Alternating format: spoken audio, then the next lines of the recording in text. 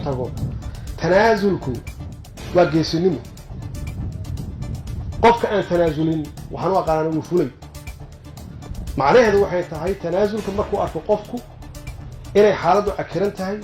wixii uu abuuray ama wixii uu dhisay ee burbur ku socoto inuu yiraahdo waqtigeyga waa dhamaaday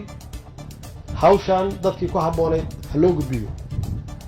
maajo wuxuu ku dhawaaqi doonaa gebi ahaanba inuu ka haray tartanka madaxweynenimo ee Soomaaliya ayadoona ay sii xoogaysanayso cadaadiska ka imaanaya beesha caalamka saacadaha soo socdana Muqdisho waxaa soo gaaraya wafuud heer caalami ah kuwaas oo dhambaal u sida madaxweynaha waqtigiisa uu sii dhamaanaya ee Farmaajo taliyaha Nisa ayaa wali go'aansanaya in lagu dagaalamo gudaha Muqdisho waxaana Fahad Yaasiin xalay uu bixiyay lacagihii ugu badnaa oo laga soo qaaday dawladda Qatar si degan muuqaalka u daawo hadaad nagu cusub tahay ku soo bir page-keena si aad u heshid macluumaadkii ugu dambeeyay ee Soomaaliya kulanti wacan oo wanaagsan qiyaarta hawada aan ku saaxiibnay oo idilkiinba meel walba aad joogtaan waxa idin leenahay waqtiga idin wacnaado dhammaantiinba muuqaalka la gareeyay siina shar gareeyay waxa Rabbi subhanahu wa ta'ala aan kaga baryeynaa qof walba muuqaalka sheerta ku qabtaa la gareeyana in Rabbi subhanahu wa ta'ala awlaadda uu barakeeyo inta awlaadoonka ana ilaahay awlaad baari ha siiyo inta gurdoonka ana gur wanaagsan iyo mustaqbal wanaagsan ee baweyna ha siiyo waxa Rabbi subhanahu wa ta'ala aan kaga baryeynaa mal adduunyo aysan filaynin inuu ilaahay subhanahu wa ta'ala uu siiyaa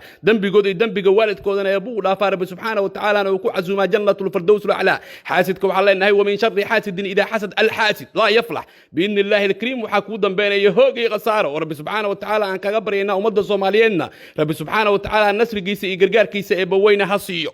24 saac ayaa ka hartay waqti xileedka madaxweyne Farmaajo ayadoona 4 sano ee la doortay ee ka dhamaanayso 24 saac kadib waxaase beesha caalamka ay ku cadaadinayaan Farmaajo inuusan mar dambe isku soo sharxin xilka madaxweynenimo ee Soomaaliya rajada uu lahaa oo kali ana waxay ahayd shirka magaalada Dhuusamareeb inuu ka keeno xal waara iyo waliba heshiis isfaham ah oo lagu qaban karo doorashada Soomaaliya laakiin nasiib darro shirka magaalada Dhuusamareeb ayaa lagu kala tagay kadib markii madaxweyne Farmaajo uu ku adkaystay gobolka uu ka soo jeeday ee Gado inaysan ka mid ahayn Jubbaland si gaar ah asigoo uu maamusho kuraasta ka soo baxaysa magaalada Garbahaare ee xarunta u ah gobolka Gado waxaase arintaasi si weyn kaga biyadiiday madaxweynaha Jubbaland Axmed Madoobe taasina waxay keentay in shirka lagu kala dareero isla markaana uu Farmaajo soo aado Muqdisho asoo isla markaasi doonaya inuu fuliyo qorshe uu soo diyaariyay taliyaha Nisa Fahad Yaasiin wuxuuna hortagayaa baarlamaanka Soomaaliya ee waqtigiisa uu dhamaaday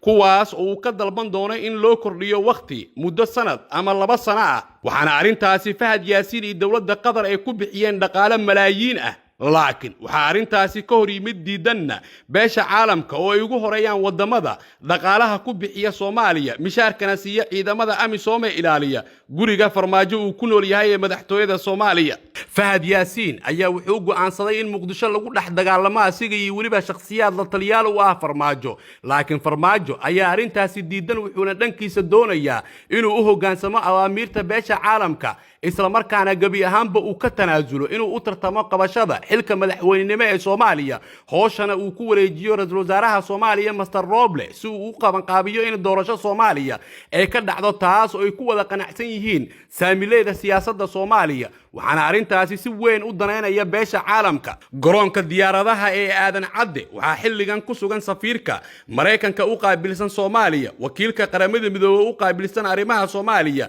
safiirka Ingiriiska iyo waliba dalalka Soomaaliya dhaqaalaha ugu deeqa waxaana Farmaajo ay ku wargelinayaan in baarlamaanka waqtigiisa uu dhamaaday uusan ka dalbanin waqti kordhin isla markaana uu ka warsugo xubno beesha caalamka ka socdo muhiim ah kuwaas oo saacadaha soo socda soo gaari doona Muqdisho dhambaalna ka sida dalalka ay ka socdaan waxaana xubnaha Muqdisho imaan doona kamid ah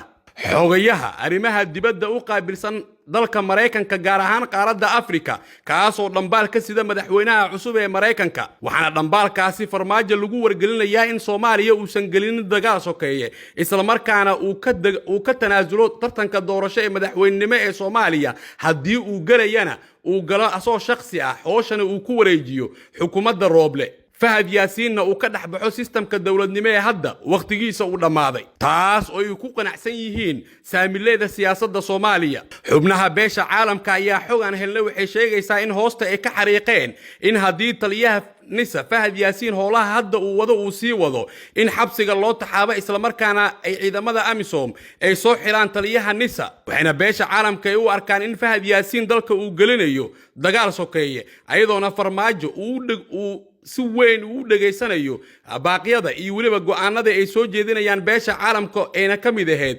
aadistii shirka dhuusamareeb oo hadda farmaajo uu ku soo fashilmay. siyaasiyiinta iyo khubarada wax falanqayso durbadiiba waxay xil u heleen madaxweyne farmaajo oo 24 saac xilkiisa ay ka dhiman tahay waxayna u magacaabeen gudoomiyaha gobolka Gado maadaama inta kale ee Soomaaliya uu ka doortay gobolka uu ka soo jeeday ee Gado. waxayna sheegeen in 8 Febraayo madaxweyne farmaajo uu naqanayo gudoomiyaha gobolka Gado uuna beeshiisa u bedeli doono hogaamiye kooxeedkii Barre Aadan Shire Barre Hiiraale. ciidamadii ugu badnaa ayaa soo galay Muqdisho saacadihii aan soo dhaafnay waxaana labada gobol ee Shabeellada Hoose iyo Shabeellada Dhexe sidoo kale wali ka socda abaabulka ciidan ayadoona ciidamadaasi ay doonayaan in 8 Febraayo ay la wareegaan gabi ahaanba inta badan magaalada caasimadda ee Muqdisho maadaama waqti xileedkii madaxweyne farmaajo uu dhamaaday isla markaana taliyaha nisa fahad yaasiin uu doonayo in gudaha Muqdisho uu ku dhex dagaalamo asoo dhaqaale ka helaya dawladda Qatar. la soco xogag iyo waliba warbixino xasaasi ah oo ku saabsan dalkeena hooyo.